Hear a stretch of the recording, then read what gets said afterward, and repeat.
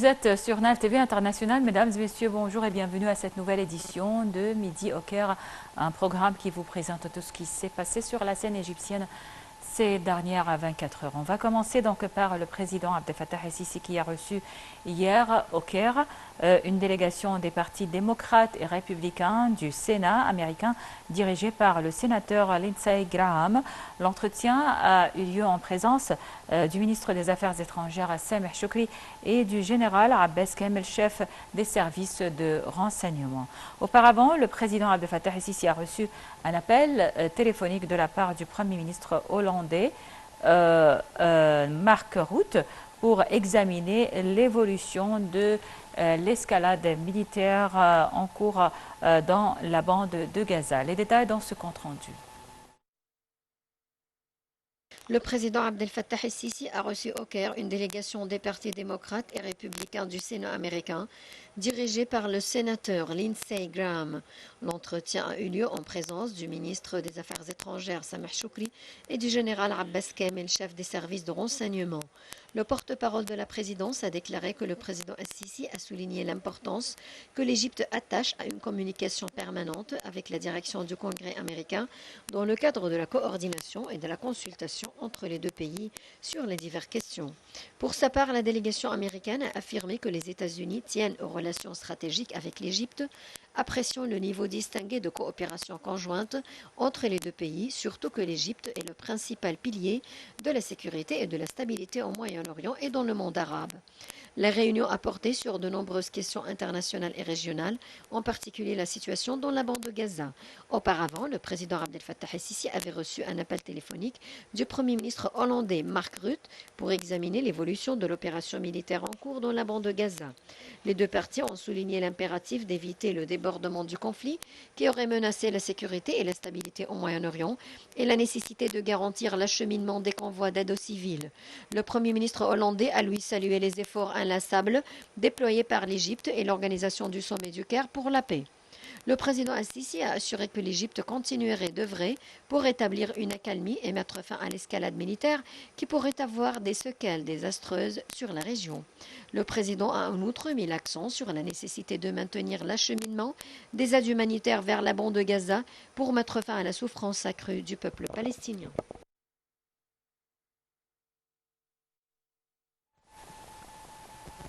Et pour parler des efforts de l'Égypte pour mettre fin ou parvenir à un cessez-le-feu dans la bande de Gaza assiégée par Israël et bombardée par les forces de l'occupation israélienne, on a en ligne Dr Raouf Ghaffar qui est analyste politique. Bonjour monsieur.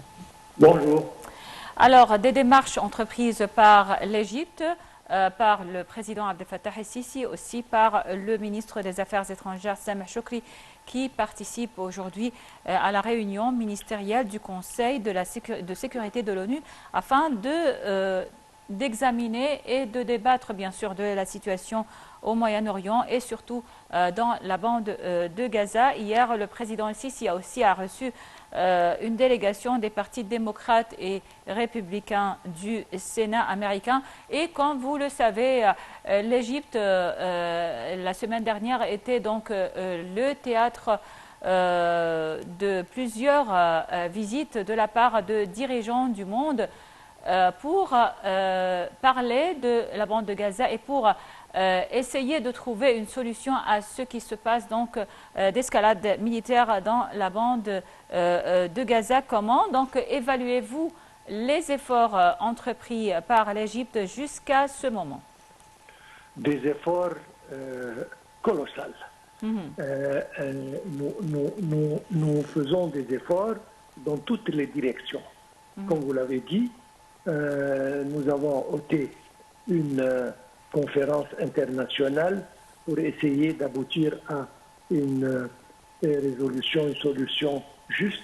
Et puis, comme vous l'avez dit, notre ministre des Affaires étrangères, il rencontre tout le monde. Le président s'entretient avec beaucoup de chefs d'État, avec beaucoup de dirigeants, avec des délégations, comme vous l'avez dit, en provenance de l'Amérique et d'autres pays, des téléphones avec tout le monde, on essaye justement de mettre fin à ce qui arrive à la bande de Gaza, ce qui est complètement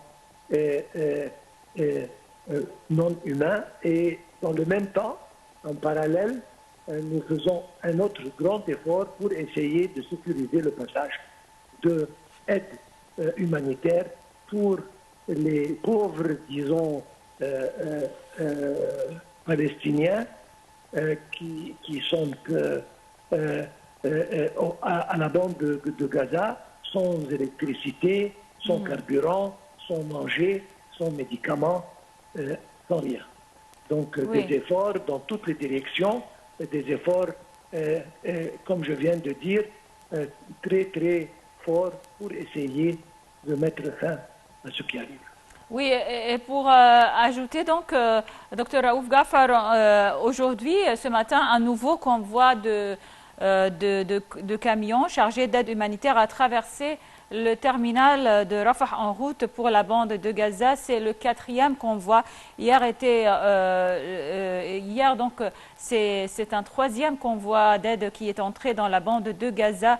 Mais il s'agit donc jusqu'à maintenant d'une 50aine de camions, alors qu'il en faudrait au moins 100 camions par jour. Alors, absolument. Oui, absolument. Oui. Absolument. Alors l'Égypte essaye donc de faire davantage d'efforts, mais la bande de Gaza a besoin donc davantage Comme vous l'avez dit, ils ont besoin de tout. Et si jamais on permet le passage de 10, 20, 30, 40, même 50 conteneurs ou camions par jour, ce n'est pas suffisant du tout. Ils ont besoin au moins de 3-4 fois, même plus, de cette quantité. Et nous voyons, il y a des queues de camions qui attendent leur tour, disons, tour pour rentrer. Et ça, c'est une chose, encore une fois, qui ne doit pas être permis. On essaye vraiment avec tout le monde pour augmenter le nombre d'aides, disons, de convois. Vous dites 4 convois, non, les convois doivent être continus. Multipliés, oui. Exactement, sans cesse. C'est-à-dire, ils ont besoin de tout. C'est pour ça que l'Égypte ne cesse pas à pousser par ici et pousser par là et faire des efforts avec tout le monde pour, premièrement, sécuriser les besoins des citoyens de la bande de Gaza et pour mettre fin à l'atrocité qui prend lieu et pour aboutir à une paix, disons, et puis discuter et négocier le futur. Oui, et comme vous le savez, donc, Dr Raouf Ghaffar, les efforts de l'Égypte, les efforts de plusieurs pays, leurs démarches n'ont pas abouti jusqu'à présent à un cessez-le-feu de la part d'Israël et du Hamas, bien sûr. Et selon vous, donc, quand est-ce que on arrivera à ce cessez-le-feu humanitaire? Une question très difficile à répondre. C'est-à-dire les dirigeants d'Israël, très malheureusement, ils sont très têtus et ils n'entendent pas. Et certainement, il y a l'Amérique qui est là qui pour les eux soutiennent, bien sûr. Et les aides sont... donc, et l'Europe de l'Ouest, beaucoup de pays, encore une fois, d'ailleurs, nous avons vu la réunion de l'Union européenne.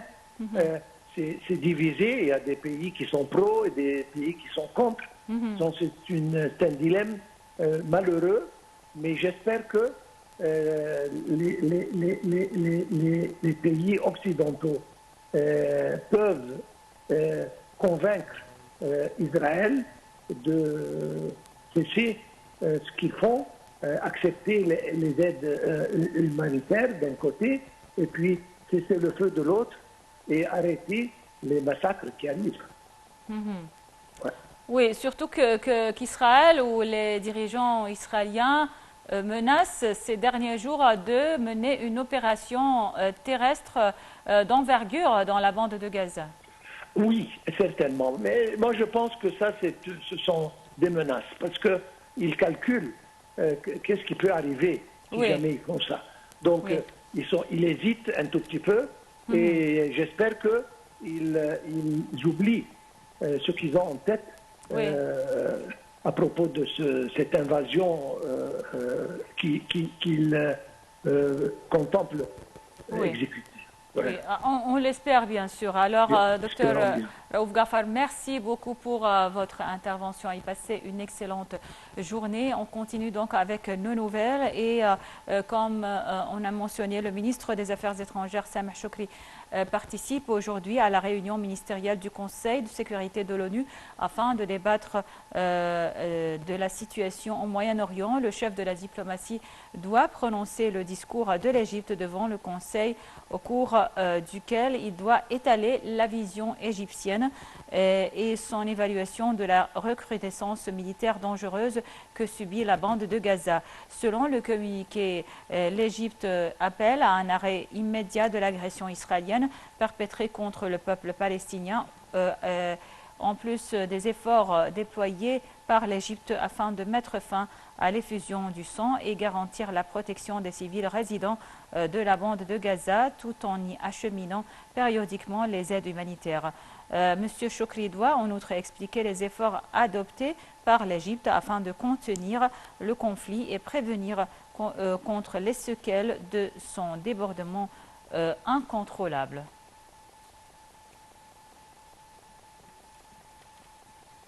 Un nouveau convoi d'aide de camions chargés d'aide humanitaire a traversé ce matin le terminal de Rafah en route pour la bande de Gaza.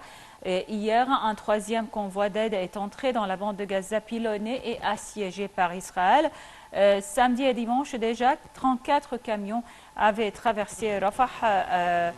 Dans ce contexte, le chef de la diplomatie européenne, Josep Borrell, a réclamé plus d'aide plus rapidement pour la bande de Gaza assiégée par l'armée israélienne, soulignant que la question d'un cessez-le-feu humanitaire serait débattue par les 27.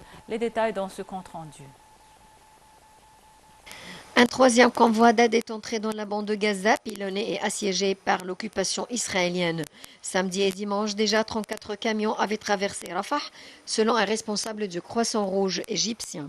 Il s'agissait des premiers convois depuis le début de la guerre entre l'occupation israélienne et le Hamas, déclenchée le 7 octobre. L'ONU réclame au moins 100 camions par jour pour les 2,4 millions de Gazaouis privés de tout. L'ONU insiste surtout sur la nécessité d'acheminer du carburant, indispensable notamment au fonctionnement des générateurs dans les hôpitaux.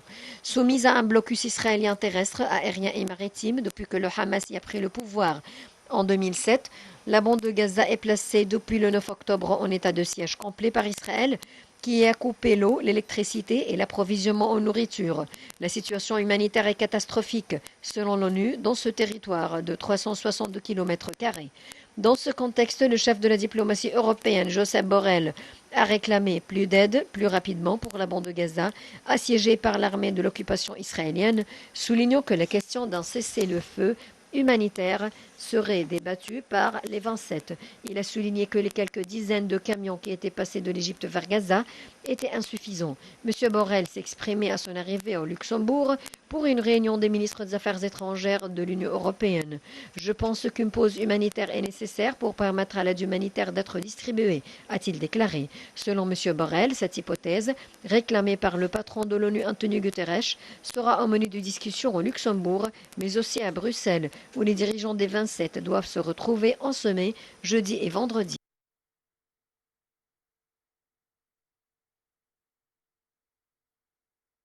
Dans ce contexte, le Premier ministre palestinien a condamné les prises de position qui donnent un permis de tuer à Israël après que Washington et des pays européens invoquant son droit de se défendre se sont gardés d'appeler Israël à mettre fin à ses frappes à Gaza.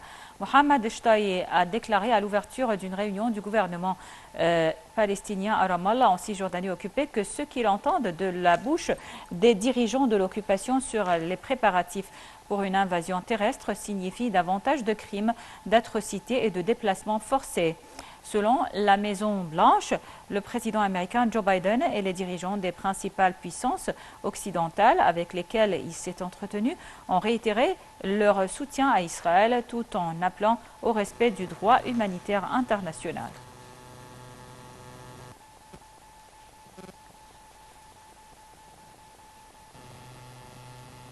Le ministère du Pétrole et des Ressources minérales a annoncé des facilités aux citoyens et de nouvelles offres promotionnelles permettant des paiements échelonnés en cas de conversion des voitures au gaz naturel, y compris des versements sans intérêt et des incitations données aux clients. Selon les nouvelles offres présentées par les entreprises Gastech et Cargas, en cas de paiement en espèces, un client bénéficiera de bonus en cadeau pour faire le plein de sa voiture d'une valeur de 3 375 livres, explique le ministère dans un communiqué. Pour les autres offres, il s'agit de paiements échelonnés sur un an sans intérêt accompagnés d'une exonération des frais administratifs et de bonus de 2025 livres égyptiennes.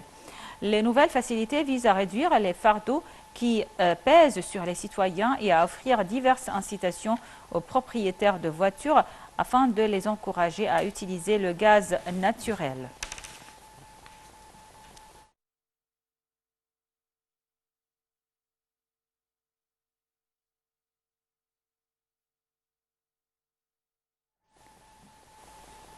Bon, voilà, c'était donc tout pour cette édition de Midi au Caire. Merci pour votre attention. Je vous laisse avec la suite de nos programmes en langue française qui se poursuivent jusqu'à 13h heure locale du Caire. Bon, suite de programmes sur la TV internationale.